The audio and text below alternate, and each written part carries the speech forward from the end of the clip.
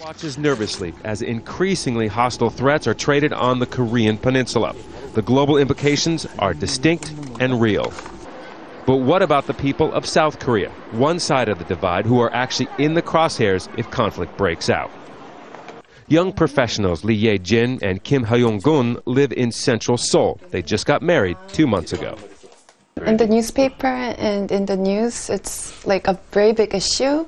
But actually, when I'm living, just like going to work or living here, I don't feel that anything has changed. I look in the news, they're saying something, but it doesn't really like give any influence to me. So actually, I don't really care what's happening over there.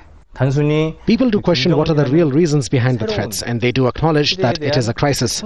Some also see the possibility of nuclear war, but right now there's no point in taking any action. We don't have a bunker to hide in. People don't really show that they are concerned, but they just go on with their daily lives. This is a memorial for those who lost their lives in the Korean War over 60 years ago, remembered by all generations here in South Korea. But there is a generational divide when it comes to just how serious these recent threats are from North Korea.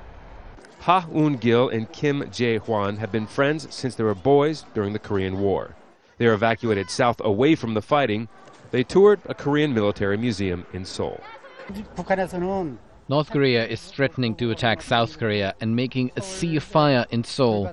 People are so anxious and worried about these threats. I've experienced the Korean War when I was 10 years old. If another war breaks out, countless number of people will be killed. War would only damage both Koreas.